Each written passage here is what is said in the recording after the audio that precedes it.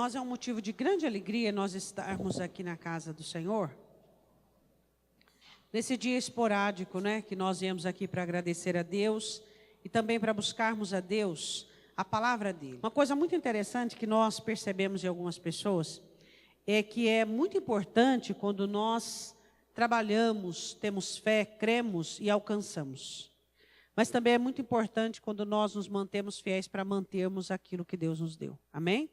Queria que você fechasse os olhos. Deus, nós te damos graças por podermos participar da tua palavra neste momento. Eu te peço que o Senhor venha em nome de Jesus. Nós estamos aqui para a guerra, Deus. Estamos aqui para batalhar, estamos aqui para fazer notório a nossa existência na terra, para fazer existente a nossa fé, Deus, e atuante. Então, em nome de Jesus Cristo, tudo aquilo, Deus, que o inimigo tem planejado contra as nossas vidas, contra o trabalho das nossas mãos, nós repreendemos em nome do Senhor Jesus Cristo. Nós não aceitamos o medo, o temor, o receio, nós viemos aqui para receber a tua bênção e a direção espiritual para que nós prosperamos, Pai, em nome de Jesus. Amém? Abra comigo a sua Bíblia em Deuteronômio, capítulo 20. O objetivo de Deus sempre foi abençoar o seu povo, sempre, sempre, sempre, sempre. Assim como você e eu desejamos boas coisas para os nossos, Deus também deseja inúmeras coisas maravilhosas para os seus. Deuteronômio, capítulo 20. Amém? Diga amém, você abriu? Amém? Eu quero que você leia o versículo de número 1. Essas são as leis da guerra, você vê aí em cima, no cabeçalho, leis da guerra. Quando saíres a peleja contra os teus inimigos, e vires cavalos e carros e povo maior em número do que tu, deles não terás temor, pois o Senhor teu Deus, que te tirou da terra do Egito, está contigo. Podemos assentar. Apenas esse versículo, ele nos enche de certezas. Qual é a certeza? Quando saíres a peleja, a certeza é, vai ter guerra. Diga para o teu irmão, vai ter guerra. Nós estamos na terra. E a sua guerra ela é mais difícil do que as dos outros. Por quê? Porque você foi posto por cabeça. Você foi posto numa situação favorável. Então, sua guerra ela é muito mais séria, mais grave, mais pesada do que os outros. Então, você tem que ter isso em consciência. Às vezes nós reclamamos de algumas coisas, das quais nós fazemos questão de estar ali. Agora, se eu faço questão de estar onde estou, e se eu não abro mão da posição que eu alcancei, daquilo que Deus me deu, então eu preciso ser mais comedido na questão de reclamar, de murmurar e achar negativo aquilo que eu estou enfrentando. Deus tira o povo do Egito e ele vai levá-los a uma terra que já tinha dono. Os cananeus, os perizeus, os girgazeus. Então o Senhor diz, vocês vão ter peleja. Nós estamos nesta terra, nós cremos em Deus, nós somos filhos de Deus, mas nesta terra nós temos peleja. Nós temos guerra e batalha. Existe uma nostalgia reconfortante na mente de alguns crentes que lhes dão uma sensação de marasmo, de letargia. Nós estamos em batalha em todo o tempo. E ele disse assim, quando vocês saírem às pelejas contra os seus inimigos, segunda verdade, que ele diz aqui, os inimigos de vocês não serão qualquer inimigo. Eles terão carros, cavalos, eles serão peritos na guerra. Uma coisa muito interessante que nós temos que entender, que Deus olha para Israel e ele diz assim, ó, eu tiro vocês do Egito não para serem turistas, mas para serem soldados. Quando Deus te trouxe para o reino, Ele não te trouxe para ser um turista, para frequentar um spa, mas para você ser um soldado. Isso é claro e óbvio. Se nós tivermos essa mentalidade e essa compreensão exata, as coisas ficarão mais fáceis para nós. Quando Deus tira Israel do Egito, Ele não tira para que eles fossem turistas em meio à terra dos cananeus, mas soldados. Deus transformou um bando de escravo em um grande porte de milícia, de exército. Quando vocês enfrentarem povo maior em número do que tu, ou seja, eles iriam enfrentar situações maiores do que eles. Isso é óbvio, é claro. Quantas situações que você já enfrentou e que você enfrenta que são maiores do que você? Inúmeras. Você só chegou onde você chegou porque você, ao invés de retroceder, de olhar para trás, você resolveu enfrentar, resolveu ter fé. E aí você descobriu que Deus com você, vocês são a maioria. Você descobriu que Deus junto com você, não haveria situações que não fossem transponíveis para que você pudesse transpô-las e vencê-las. Primeira verdade, vocês chegam para ser soldados, vão para a peleja. Segunda verdade, vocês enfrentarão situações piores, maiores do que vocês. Dá para entender? Isso é assim hoje, isso é assim amanhã, isso foi assim ontem e assim vai ser depois. Então você se prepare, porque todas as situações que levantarem contra a sua vida, elas serão maiores do que você. Por quê? Porque a grandeza é de Deus, a glória é de Deus, o louvor é de Deus, e Deus precisa ensinar a cada um de nós a grandeza do reino dele. Ele continua dizendo o seguinte: eu tirei vocês do Egito. Quando Deus faz o povo lembrar, eu os tirei do Egito, ele os faz lembrar das pragas, do Mar Vermelho, ele os faz lembrar do exército afogado no meio do mar, ele faz lembrar do êxito. Deus tirou você do mundo, o que ele faz você lembrar? Ele te deu êxito. Segundo versículo de número 2. Lembra que essas são as leis de guerra e nós vamos falar de algumas situações que não podem existir no meio da guerra e da batalha. E será que quando vos achegardes à peleja, ou seja, quando vocês se aproximarem à peleja, o sacerdote se adiantará e falará ao povo: antes de vocês fazerem guerra, vocês precisam da minha palavra e da minha bênção. Diga amém. Antes de nós iniciarmos qualquer coisa, nós precisamos abençoar aquela situação com muita oração e com muita direção da palavra. Isso é uma prática. Nós estamos falando de leis de guerra que Deus passa para Israel, para que Israel pudesse vencer todas e não ficar uma batalha de fora. O segundo versículo diz o seguinte, presta atenção. Quando vocês estiverem perto da peleja, vocês precisam ouvir a minha voz, a minha palavra e receber a minha direção. Quantas vezes nós já erramos por falta de direção? Ontem o Senhor falou conosco de uma maneira uma prioridade tão absoluta, uma particularidade tão tremenda. Como muitas vezes nós saímos da vontade de Deus, do propósito de Deus, porque nos tornamos reféns dos resultados. Quantas vezes nós olhamos uma coisa e dizemos o seguinte: mas se eu fizer isso, aquilo vai dar errado. E deixamos de fazer aquilo que é de Deus, e deixamos de fazer a vontade de Deus, e deixamos de agir na direção de Deus, e agimos pelo nosso ímpeto, pelo nosso impulso, porque nós somos reféns de resultado. Às vezes somos pegos, amedrontados, às vezes somos pegos, intimidados, e às vezes não fazemos aquilo que Deus quer que façamos.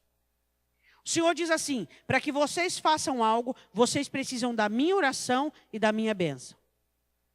Queria que você anotasse aí na sua mente, nesse losão que nós temos aí na mente, os erros que você cometeu na sua vida. Graves. Cometemos muitos erros, existem erros e erros, como existe pecado, pecadinho e pecadão. Existem muitos erros. Mas os seus erros mais graves foram aqueles que você ouviu Deus falar, você escutou Deus falar, mas não ouviu Deus falar. Você apenas escutou, mas não ouviu. Você não deu atenção àquilo que Deus disse.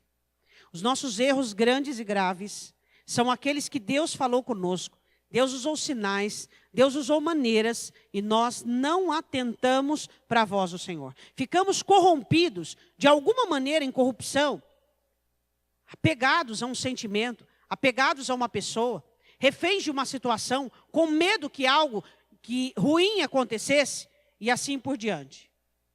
Terceiro versículo. Então, primeiro, vocês saem para a guerra. 2, vocês precisam da minha bênção. 3, e dir-lhe ao povo: ouvi, ó Israel, hoje vos achegais à peleja contra os vossos inimigos. Vamos supor que a batalha é hoje. Não se amoleça o vosso coração. Vê as 4 maneiras que Deus fala sobre medo. Primeiro, coração mole. Pergunta para o seu irmão, você tem um coração mole?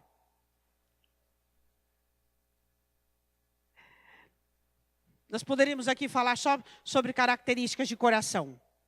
Duro, sóbrio. Mole, sensível. Eu tenho que ter o coração sensível e não mole. Sóbrio e não duro. Você tem que ter o coração sensível e não molengo. Sóbrio e não duro. Um coração sensível ao toque de Deus, à direção de Deus, à maneira de Deus tratar com você, de Deus trabalhar, de Deus fazer você às vezes retroceder, ponderar, analisar. Então, um coração sensível à voz de Deus e à circunstância. E não molengo. Tudo se prostra, tudo fica com dó, tudo fica refém. Qualquer situação já fica desanimado e prostrado. Deus quer que tenhamos um coração sóbrio e não duro. Um coração duro, soberbo. Eu sempre estou certo. Ignorância, eu estou com a razão. Sóbrio, deixa eu analisar, deixa eu ponderar, deixa eu observar, deixa eu ver como é que está essa situação. Primeira maneira que o Senhor disse, vocês não podem ter o coração amolecido. Não temais, temor. Isso amolece o coração. Não tremais, nem vos aterrorizeis diante deles. Qual a diferença de temor, de tremor e aterrorizar-se? Terror. Então vamos lá. Temor, tremor, terror. É tudo a mesma coisa? Não. Se fosse tudo a mesma coisa, não nos dividia-se em 3 classes. Vamos lá? Temor. É um medozinho, aquela pulga atrás da orelha, aquela ansiedade, aquela insegurança. Tremor. Aquela timidez absurda que faz com que você perca a coragem. E terror, aquele medo que te coloca numa situação que dá vontade de entrar dentro de um buraco. Vai piorando a situação. Mas tudo começa com o quê? Olha aqui, com temor. Você teme, daqui a pouco você treme, daqui a pouco você está aterrorizado. Por isso que a palavra do Senhor diz que nós não podemos permitir o temor na nossa vida. Sobriedade não é temor. Você está sóbrio, você é sóbrio, você analisa, você pesquisa, você observa. Isto não é temor. O temor é quando você sabe o que tem que fazer, na hora que tem que fazer, do jeito que tem que fazer, e você deixa se impedir por um sentimento seu, que nada tem a ver com Deus ou com a situação. Do temor você vai para o tremor, do tremor você vai para o terror. Aí você começa a ver os inimigos gigantes e você como um gafanhoto. É isso que acontece. Então, versículo de número 1, a vida é uma guerra.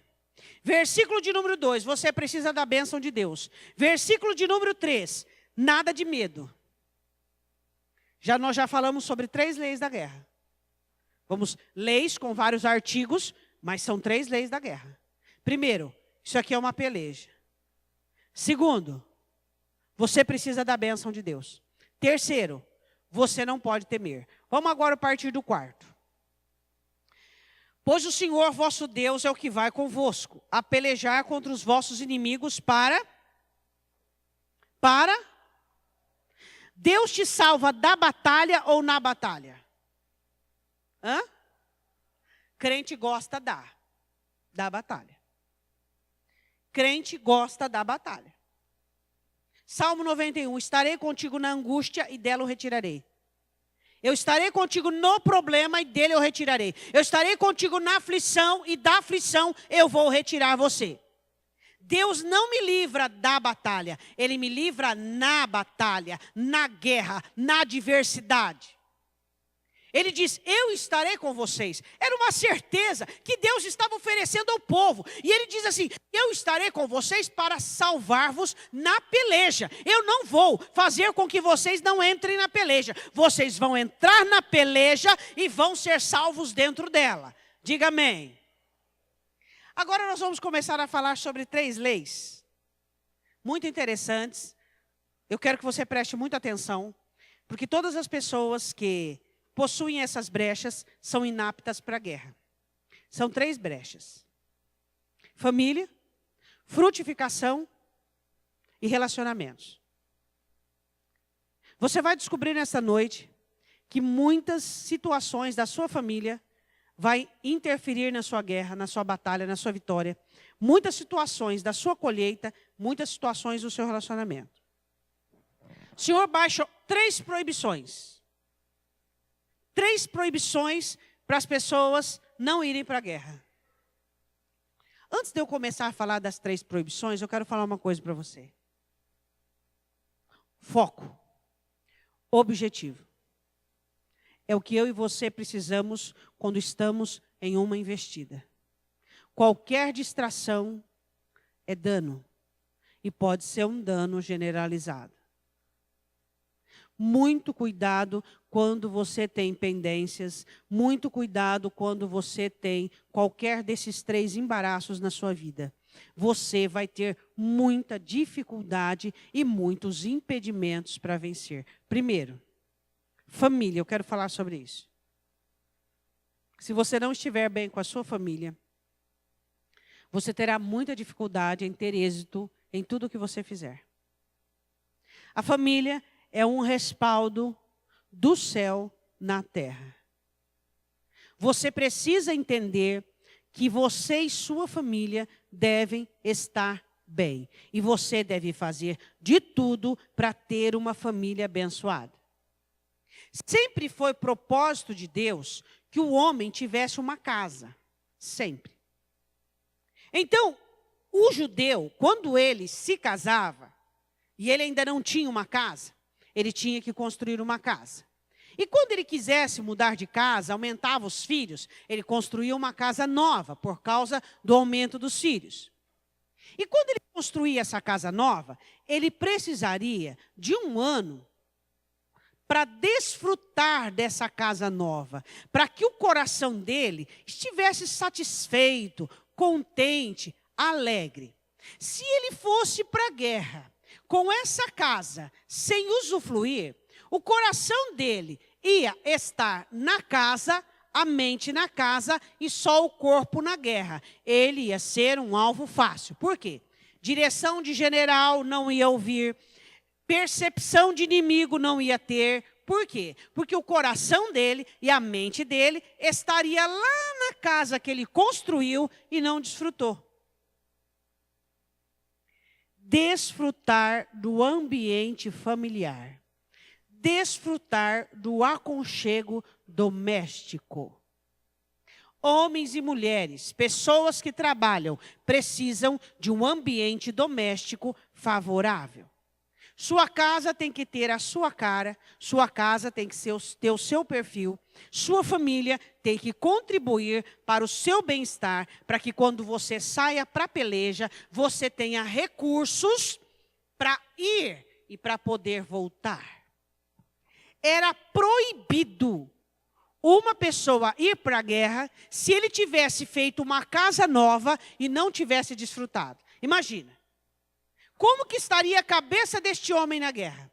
Como estaria o coração deste homem na guerra? Desesperado para voltar para trás? Para quê? Para ver como é que ficou aquela janela, como é que ficou aquela porta, como que as crianças estão brincando naquele jardim planejado.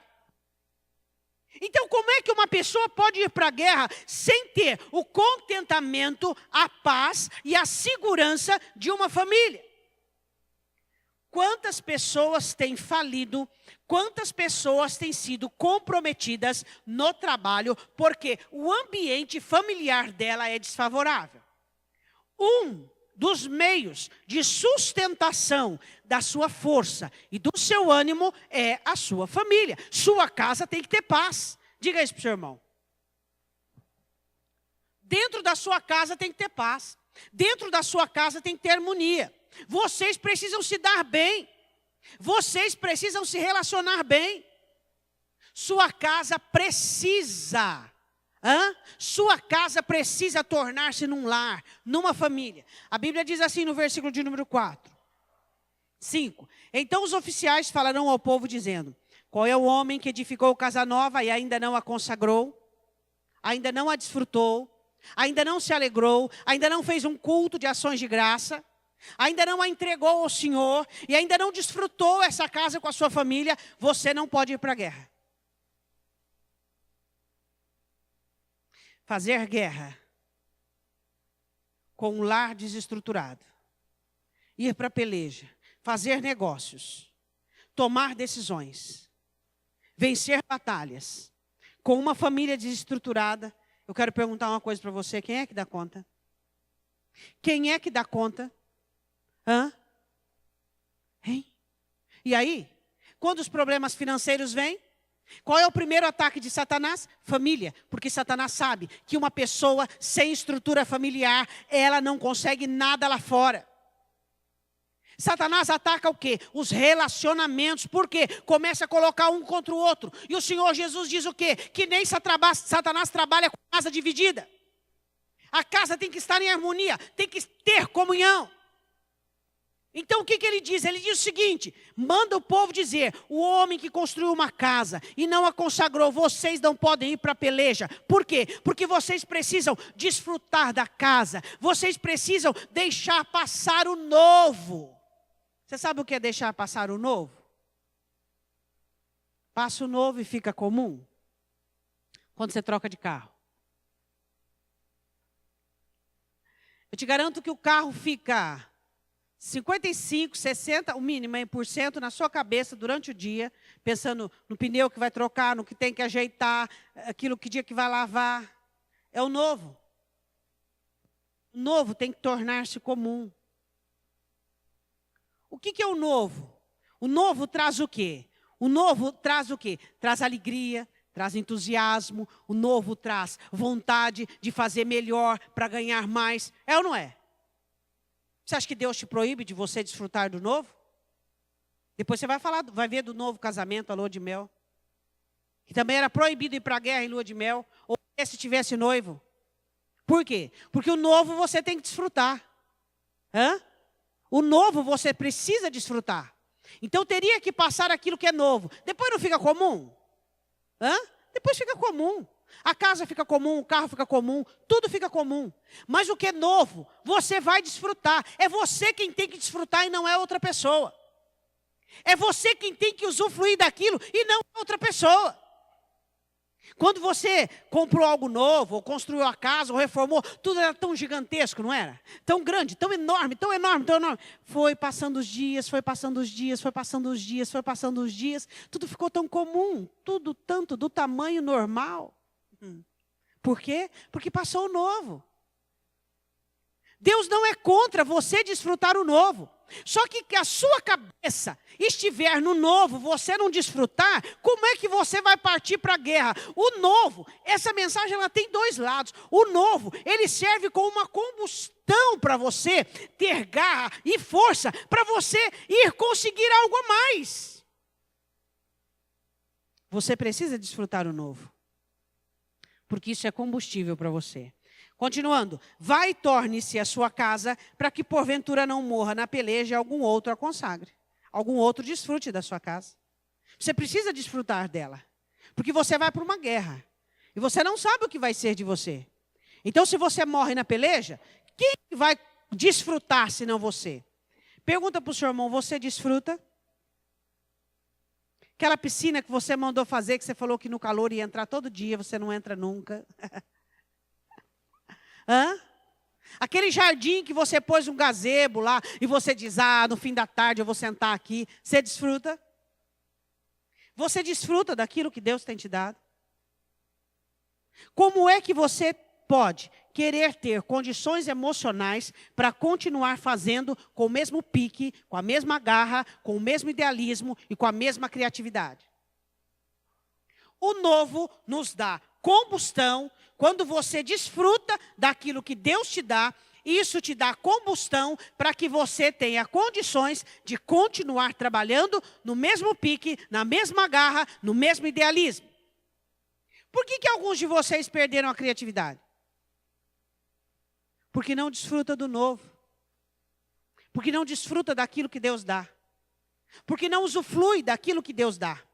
É só trabalho, trabalho, trabalho, compromisso, agenda. É só compromisso, compromisso, compromisso, compromisso, agenda. É só ganhar mais, ganhar mais, ganhar mais, ganhar mais. E você comete o erro de não desfrutar do que Deus te deu. Tudo que Deus te deu começa a cair no comum. Tudo que Deus te deu começa a cair no frívolo. Tu começa a perder o valor. E você começa a entender que você é uma máquina. E você precisa de combustível. E você precisa de alegria. E você precisa de esperança. E você precisa de entusiasmo. Mas aí você vai o quê? Descaracterizando toda a combustão de dentro de você. E você vai desanimando. Quando você vê um projeto ótimo, mas você não tem mais condições. Você fala, eu não sou igual antes. Lembra de Caleb? Ele diz, eu sou até melhor do que antes. Porque a idade não tira de nós a criatividade, nem a esperança, nem a garra e nem a força. O que tira de nós a nossa criatividade, o nosso idealismo, a nossa garra e a nossa força é a falta de combustão. Desfrute daquilo que Deus tem te dado. Isto não é pecado, meu irmão. Você precisa entender que existe uma diferença entre funcionários e patrões. O peso que você carrega é maior, as obrigações, os deveres, as responsabilidades, é tudo maior. Então, se você não desfrutar do que Deus te deu, você não aguenta o pique. Deu para entender ou não deu? Desfrute daquilo que Deus tem te dado. Construiu algo novo, uma casa nova. O que tem? Desfruta. Esse novo é uma combustão para que você mantenha viva a sua esperança, o seu ânimo, para que você possa crer e acreditar. Segunda proibição. O homem que plantou uma vinha e ainda não desfrutou. Todo judeu plantava uma vinha. Eu estou falando de desfrutar, mas não é para você ser abduzido, tá? Um desfrutar normal, usufruir, tá? Porque o que é idolatria? É você ficar passando pano, passando pano, passando pano. E o que é usufruir? Você vai, pega e anda e usa. Isso é usar. A usufruir é usar. A palavra do Senhor diz assim, os judeus, eles tinham o hábito de plantar uma vinha. Porque eles bebiam muito vinho, porque eles comercializavam. E aí o Senhor diz assim... Quem planejou, não era fácil, não é qualquer um que plantava uma vinha, tá? Precisava ter terra, precisava ter condições, precisava ter uma situação monetária para contratar trabalhadores, precisava fazer vários sistemas para poder dar certo, a terra boa, enfim. Quem, ele diz, plantou uma vinha e ainda não a desfrutou? Diga comigo, colheita. Vou dizer uma coisa para você. Você quer conhecer um ser humano que vai fracassar na vida? É quando ele nunca colhe. Ele sempre está plantando e nunca colhe.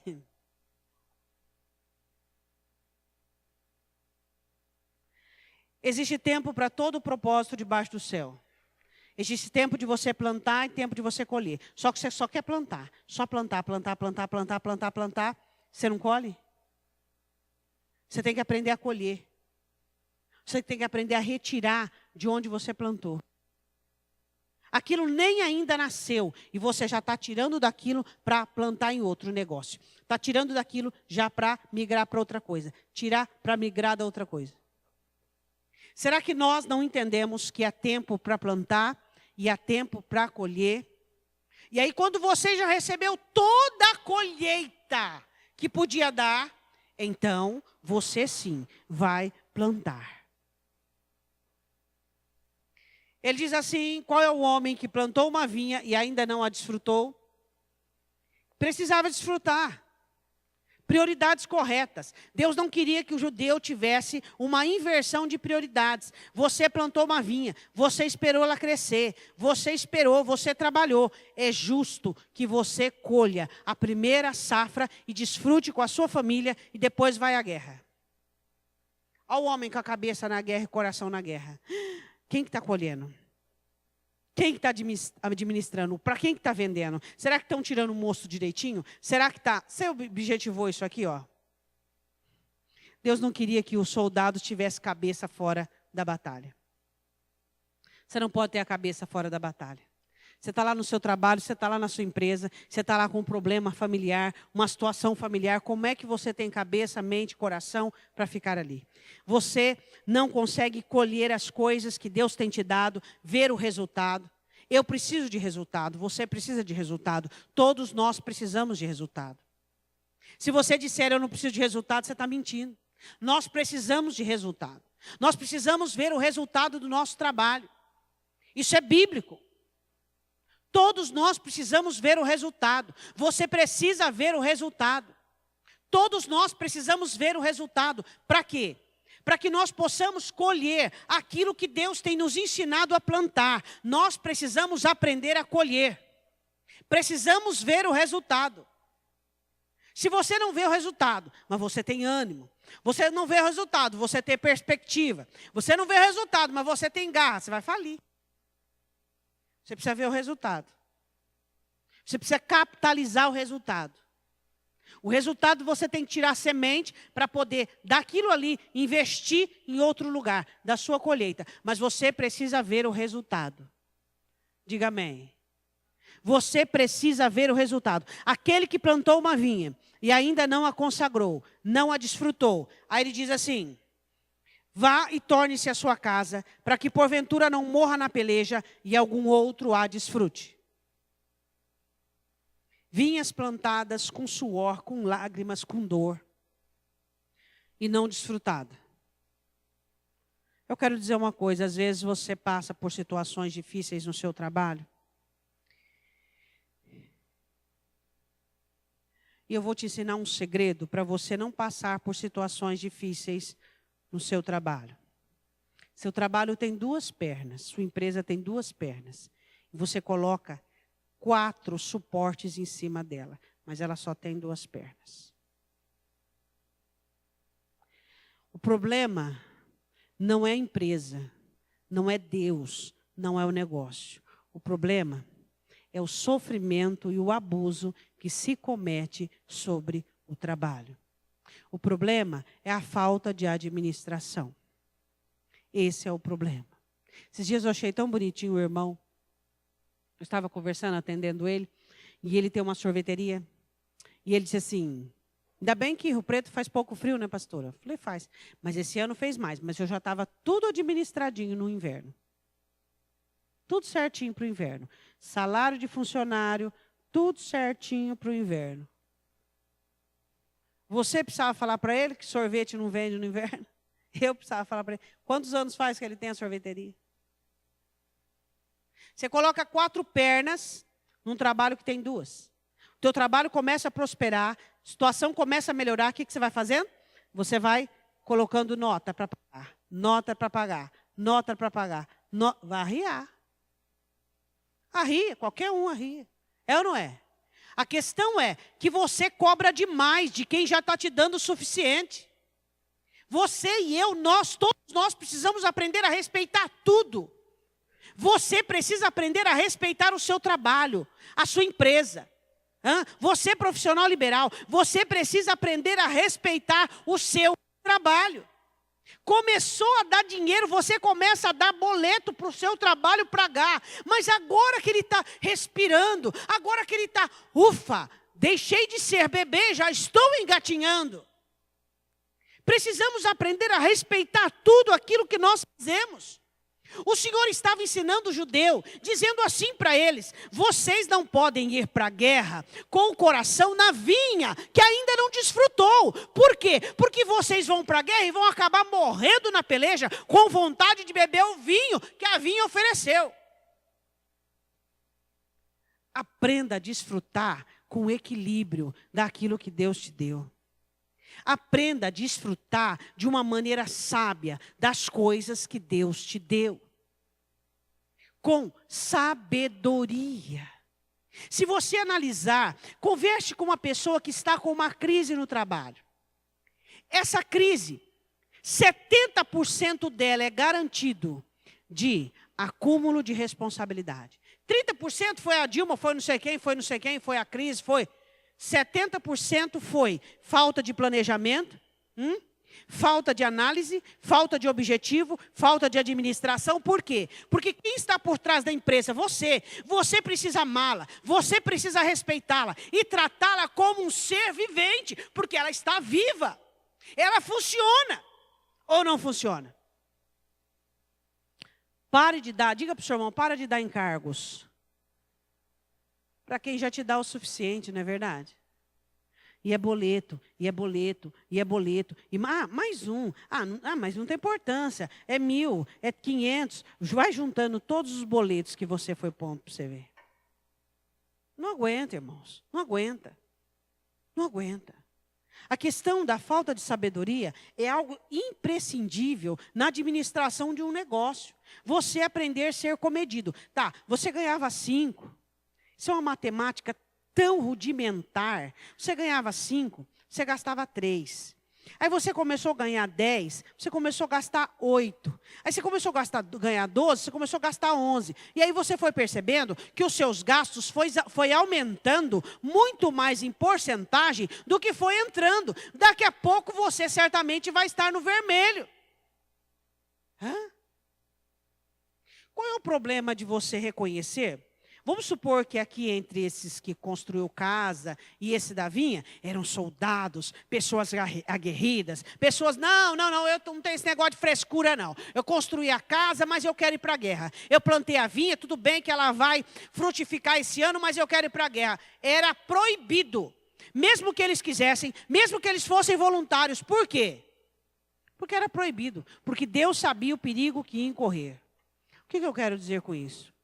Às vezes, você pensa o seguinte, eu dou conta, eu sempre me virei, sempre deu certo, sempre funcionou, até o dia que não funcione mais. Qual é o problema de você voltar um passinho para trás? Esses machões, vamos supor que tinha alguns machões aqui, que diria assim, não, eu vou para a guerra, isso e aquilo. Não, você não vai, você vai ficar em casa. Em casa? Enquanto o povo está no... Você vai ficar em casa. Qual o problema de você reconhecer, mandar um funcionário embora, fazer uma somatória e analisar, analisa aí, o que a gente pode trocar, o que a gente pode mandar embora, e ajeitar, e trabalhar, e fazer. Não tem problema nenhum. Não é melhor você retroceder que perder? A falta de sabedoria tem levado muitas pessoas à bancarrota. Por quê? Porque existe o orgulho, existe a soberba, existe esse jeito brasileiro. Eu dou um jeito. Quem tem dado jeito? Você ou o banco? Aqui, ó, no banco. Quem dá jeito? Você ou o banco? Hein? Eu dou um jeito. Eu não dou um jeito em nada. Você não dá um jeito em nada. Nós consertamos coisas e não procrastinamos. Não empurramos com a barriga. Não. Nós precisamos entender que existem 2 proibições. Primeiro, desfrute daquilo que Deus tem te dado. Primeiro, tenha uma família abençoada. Tenha um ambiente do lar abençoado. Segundo, desfrute daquilo que Deus te deu. Terceira proibição, relacionamento. Rapazinho estava noivo, desesperado para casar. Você não pode ir. Acho que esses aqui não achavam ruim não, né? Não podia nem quem estava recém-casado 1 ano e nem quem estava noivo. Por quê? Ele ia para a guerra com a cabeça, com o coração na noiva. Quem estivesse noivo não podia. Porque os relacionamentos pessoais atrapalham e muito os negócios. Você não imagina o que Satanás faz no meio da situação financeira da vida de uma pessoa por meio da vida emocional dela. Quantos embaraços existem por causa de pecados emocionais? Quantos embaraços existem por causa de pecados sexuais na vida financeira? A Bíblia diz assim, e qual é o homem que está desposado com alguma mulher, noivo, e ainda não a recebeu, não se casou, vai e torne-se a sua casa, versículo 7, para que porventura não morra na peleja e algum outro homem a receba. Os noivos não podiam ir para a guerra. Eles tinham que ficar até o casamento, depois 1 ano de lua de mel, e depois sim, eles poderiam ir para a guerra. Poderiam fazer outra coisa, menos ir para a guerra. Quero perguntar uma coisa para você. Seu relacionamento conjugal. Tudo que une na terra é unido no céu. É muito importante para a prosperidade. Alfinetada, ataques, diminuição. Um gosta de diminuir o outro. Um gosta de alfinetar o outro. Os meus complexos, os seus complexos devem ser colocados diante do altar. Cônjuges têm que dar bem, têm que dar certo. Deixa eu te explicar uma matemática. Vou te dar um exemplo aqui. Um casal começa trabalhando Na simplicidade, eles vão crescendo, prosperando. Fé, fidelidade, dedicação, e vai. Prospera. Alcança o nível de prosperidade. De repente, eles começam. O conforto, você sabe o que o conforto traz, né? O conforto, ele faz com que todos os espinhos... Vocês lembram antigamente que tinha aquelas paineiras e era tão macia, mas quando macia, de repente você sentia um espinho, que não tinha tirado o espinho direito, né? Às vezes os travesseiros da gente tinham algum espinho de paineira. Então eu vou dizer uma coisa, aí chega no conforto, os espinhos começam a aparecer. Um começa a atacar o outro, um começa a olhar o defeito do outro. Quando estava suor, problema, ninguém via defeito. Não tinha problema nenhum, vamos bem, estou com você. Começou a melhorar a coisa, começa um a atacar o outro. Aí o que acontece?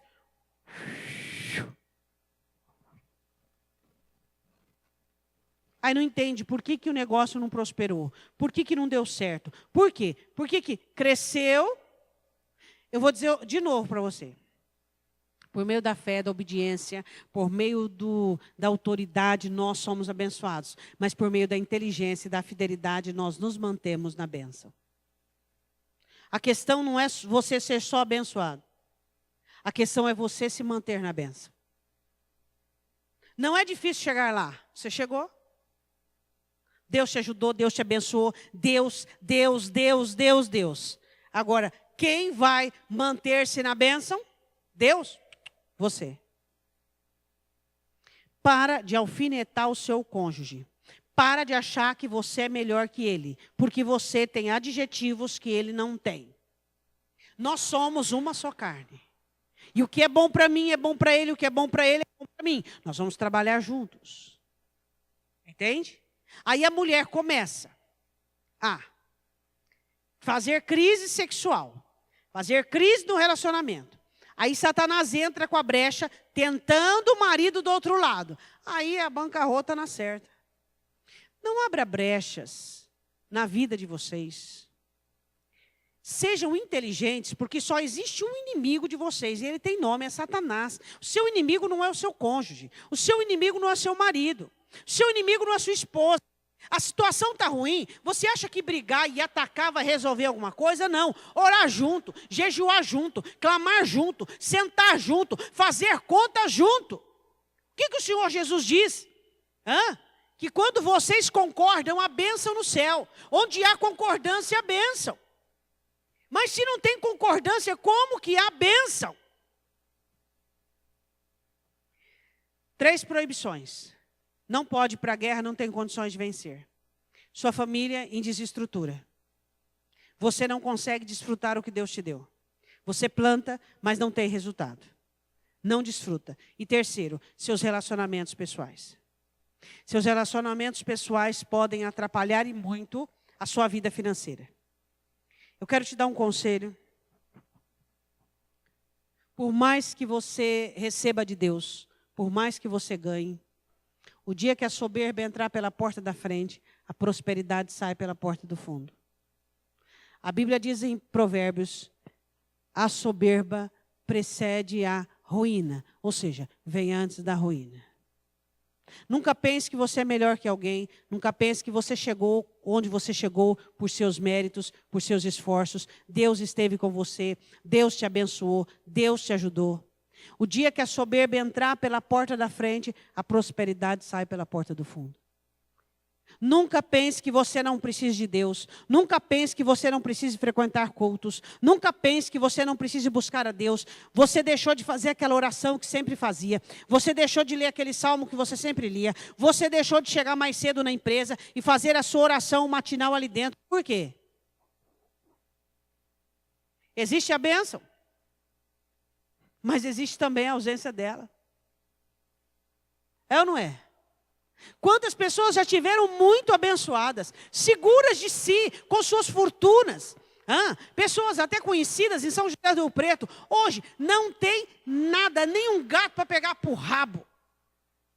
Por quê?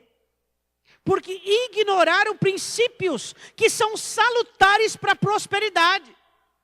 Não se ignora princípios que são indispensáveis para a prosperidade. Não se ignora. Você precisa de combustão, de alegria, de ânimo para conseguir, para continuar querendo melhorar, querendo crescer. Você precisa desfrutar daquilo que Deus te deu. Você precisa ter bons relacionamentos. Não tenha mágoa de ninguém. Não tenha ressentimento de ninguém. Não tenha. Isso amarra os seus caminhos. Isso embaraça a sua vida. Não tenha ressentimento. Trate as pessoas não como elas merecem ser tratadas, mas da maneira que você é. Você trata as pessoas como você é, não como elas merecem ser tratadas. Faça o melhor, porque você tem o melhor para oferecer. Não tenha mágoa, não tenha ressentimento, não tenha questões. Quantos anos você é casado com seu cônjuge? Você acha que ele vai mudar amanhã? Por que ele mudaria amanhã? Por quê? Se adeque e não crie problema. Quem conserta pessoas é Deus, quem converte pessoas é Deus, quem transforma pessoas é Deus. E nós não criamos problemas. Não crie problemas. Não crie problemas dentro da sua casa, não crie problemas dentro da sua empresa, não crie problemas no meio dos seus negócios. Não fique com questões que não se resolvem. Seja uma pessoa cabal. Resolva situações. Coloque parágrafo e ponto final. Empresário tem que ter adjetivo. Líder tem que ter adjetivo. Qual é o adjetivo? Um dos. Ele põe o parágrafo e ele põe o ponto final. É ou não é? Funcionário põe vírgula. Gerente põe vírgula. Você põe parágrafo e ponto final. Ou seja, você começa uma situação e você termina ela. Começou, viu que não deu certo? Elimina. É isso que nós fazemos. Os líderes são colocados para abrir parágrafos. Você abre um parágrafo, começa a iniciar uma frase, mas você coloca o ponto final nela. Deus nos comissiona para isso. Você recebeu de Deus autoridade para isso. Quero que você diga amém. O que você aprendeu nessa noite? Primeiro, você é um soldado, não um turista. Turismo você faz quando faz aquela sua viagem anual, 2, 3, 4, sei lá, quantas você puder. Soldado é esse campo de batalha aqui. Segundo, o que ele diz no versículo de número 2. Você precisa da bênção de Deus e da palavra do Senhor para ser dirigido. Versículo de número 3. Sem coração mole. Ah, pastor, eu estou com aquele funcionário lá, mas é porque eu tenho um dó. Meu coração é mole. Meu coração é mole. Então você tem que ser funcionário. Patrão não pode ter coração mole. Patrão tem que ser racional. É ou não é? Então abre uma ONG filantrópica, né? Uma ONG filantrópica. Você arrecada a cesta básica, come a cesta básica, vai morar debaixo da ponte. É ou não é? Coração mole. Líder não pode ter o coração mole. Ele tem um coração sensível para Deus. Ele escuta Deus, ele recebe direção de Deus, mas ele não tem coração mole. Por quê? Porque ali ele é um representante da empresa. A empresa manda e ele obedece. Você sabia que você não é patrão 100%? Sabe quem é seu patrão? Sua empresa. Sua empresa te paga, sua empresa compra sua comida, sua empresa paga o seu carro, sua empresa paga a sua luz. Sua empresa é seu patrão, então você obedece ela. Agora, você quer interferir nos negócios dela com o seu coração amolengado? Peraí, não dá certo, não é verdade? Então você abre o parênteses e você põe o ponto final. O apóstolo Paulo falava isso com respeito à igreja, sobre pôr ordem dentro da igreja, sobre, põe para fora esse e disciplina aquele. Por quê? Porque o pastor é líder, ele abre, mas ele põe o ponto final também, ele acaba com a situação. Cuidado com, nós já estamos terminando, cuidado com muita amizade com funcionário. Muito cuidado com isso. Funcionário que vira seu amigo se torna o seu pior inimigo. É ele que vai lá no juiz, vai falar que ele fez muitas horas extras. E você sabe como que é a lei nossa trabalhista, né? Nossa lei trabalhista é uma coisa do outro mundo, né? É ou não é? Nossa lei trabalhista foi feita em 1000 e lá vai. E só quem tem direito é funcionário. Só. Então, quando você for para uma causa, você ora muito, muito. Ah, não, imagina que ele vai fazer. Não, e tem gente que ainda fala isso. Imagina que ele vai fazer isso com a gente, é ele que vai fazer. Aquele que bate nas suas costas diz assim, ó, eu nunca tive patrão igual o senhor. 2 orelhas em pé, peraí. Uma pulga, 2 pulgas, 10 pulgas, um pulgueiro inteiro. Toda pessoa que diz para você, eu nunca tive um patrão como o senhor. Nossa, senhor, olha, eu nunca. Pelo amor de Deus, não acredita. Isso é a maior furada. Quando uma pessoa chegar para você e disser, eu nunca tive um patrão, porque o senhor, porque não sei o quê. Você fala, esse aí vai me dar problema. É garantido. É garantido. O que você precisa entender? Nós não podemos criar problemas. E a nossa omissão muitas vezes cria muito problema. Não seja omisso. Seja alguém cabal. Alguém que comece e termine. Alguém que aprenda com a palavra. Alguém que ouça Deus. Entenda que a sua família é de suma importância para que você tenha uma estrutura lá fora. Entenda que você desfrutar daquilo que Deus te deu também vai te dar uma estrutura. Você tem um irmão aí perto de você que só trabalha. Aí ele vê alguém passeando, distraindo e desfrutando. Ele fala, isso aí tem a boa vida. Você conhece alguém assim? Só trabalha. E ele acha assim que a empresa dele não vai sobreviver se ele tirar umas férias com a esposa e com a família. Que a empresa dele só trabalho. Ele está cometendo um erro. Ele não está desfrutando daquilo que Deus te deu. Deus deu a ele. Consequentemente, daqui a pouco ele vai ficar inapto. Ele precisa sair um pouquinho. Qualquer coach que você for participar por aí vai dizer a importância de você sair um pouquinho da sua empresa. Você volta com ares novos, com ideias novas. Você volta amando mais, apaixonado mais.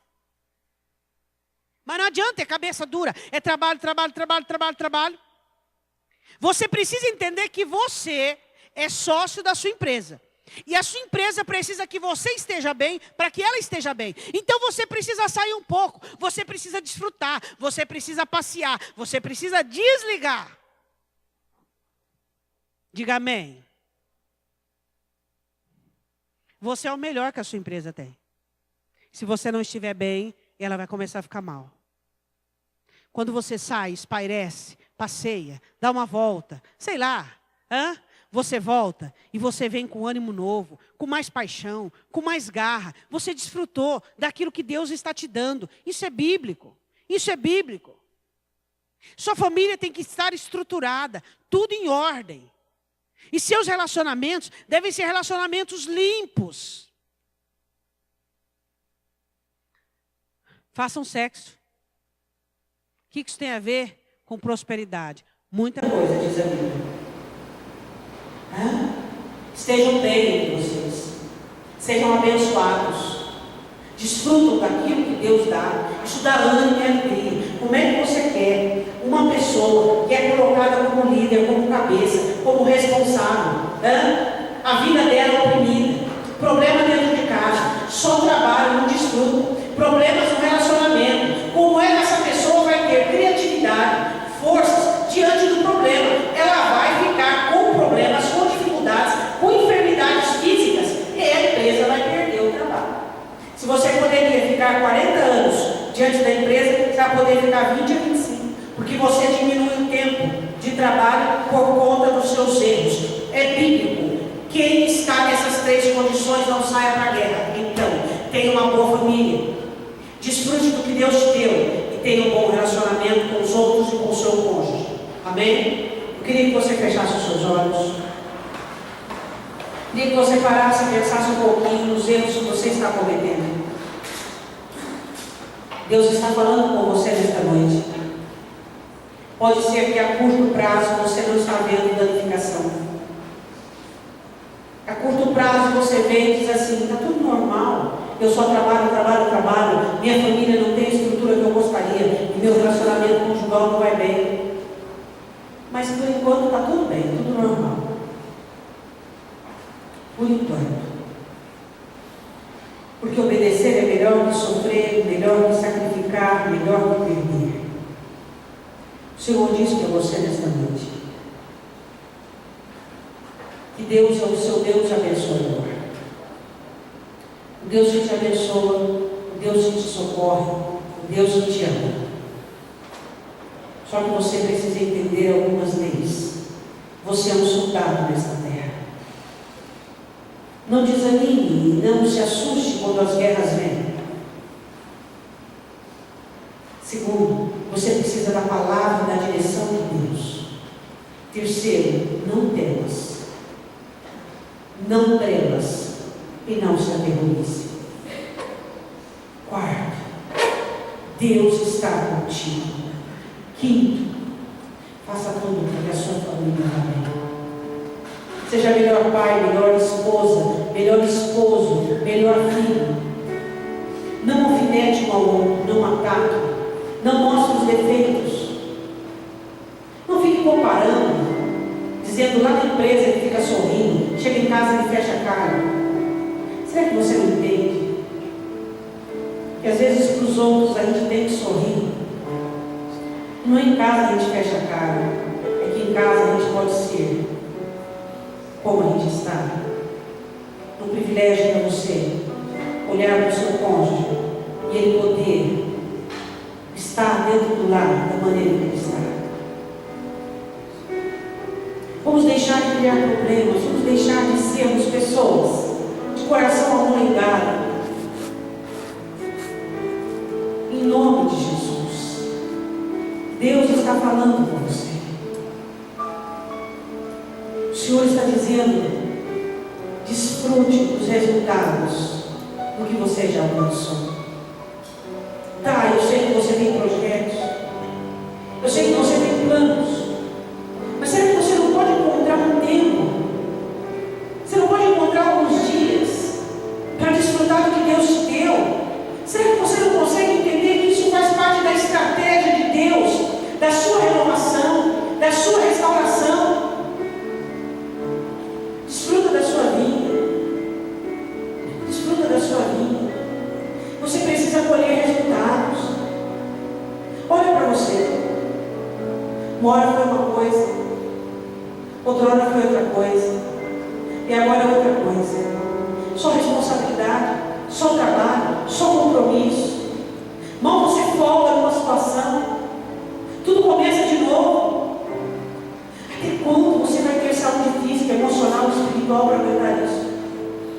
Até quando?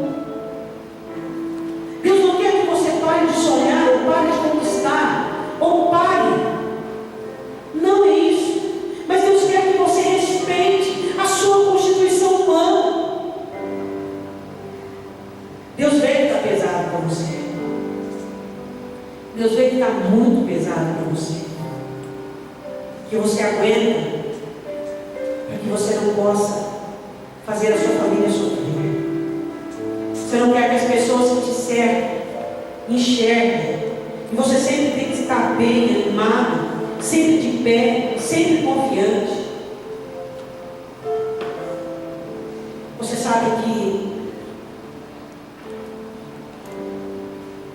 as árvores que não se curvam na tempestade são arrancadas com as raízes.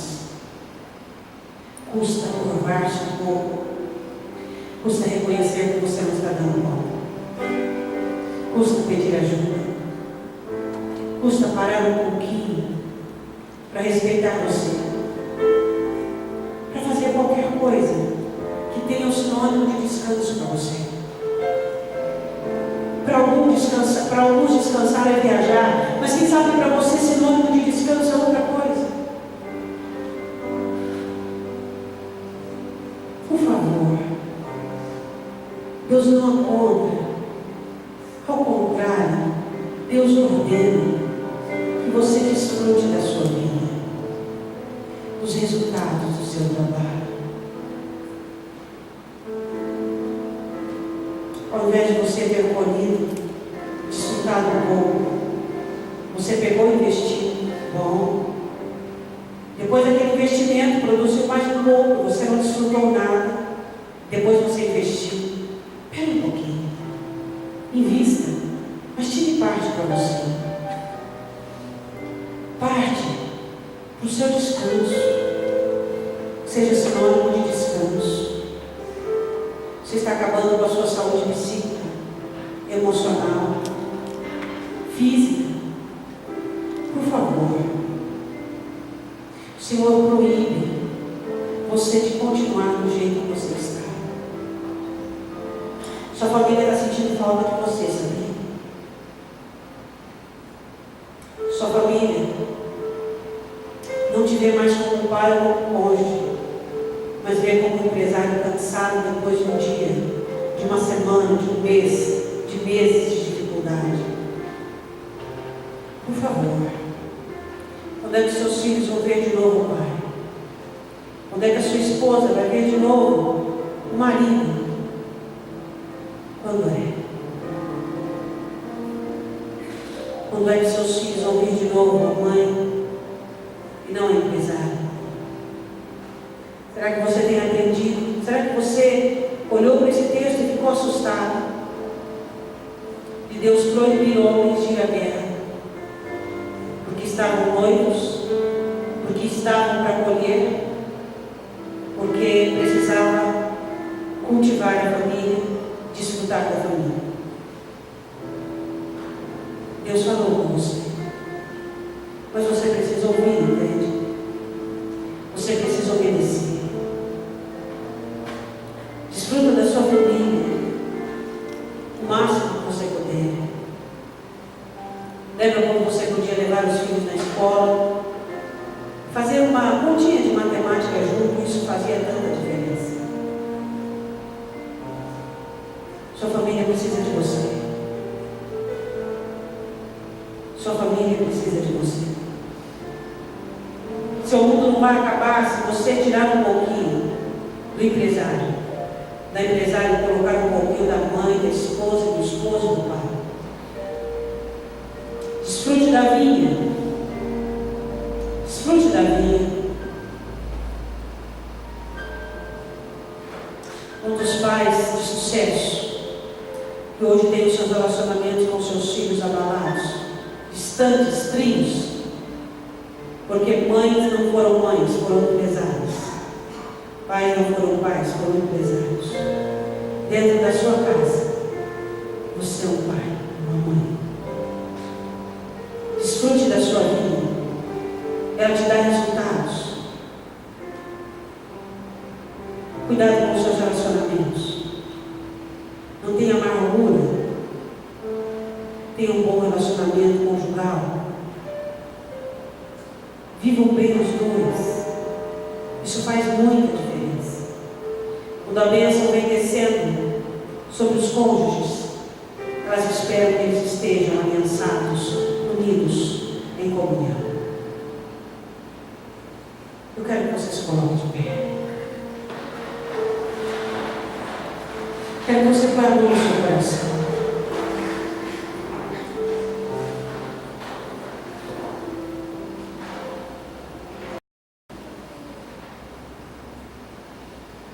Existem algumas coisas que nós precisamos consertar na nossa vida. Primeiro, você é um soldado. Segundo, os inimigos sempre serão maiores, mas nunca do que o meu Deus, do que o seu Deus. Sempre tem a direção e a bênção de Deus. Nunca trema ou se aterrorize. Desfrute da sua família. Volte a ser pai, volte a ser mãe. Se você tem os seus filhos trabalhando com você na empresa, muito cuidado. Muito cuidado. Muitos perderam o pai, a mãe, porque é o patrão, é o empresário, é aquele que sabe.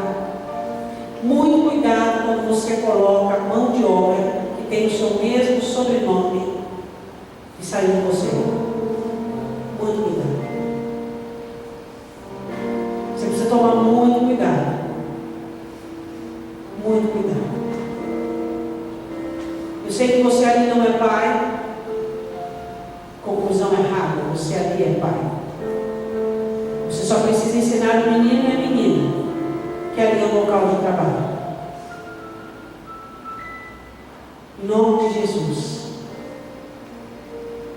Em nome de Jesus. Vamos consertar os nossos erros. Sua família precisa mais de você. Você precisa desfrutar do que Deus tem te dado. Para quê? Diga, para quê? Para que alcançar tanto e conquistar tanto se você está se perdendo? Você pode viver com muito menos, sabia?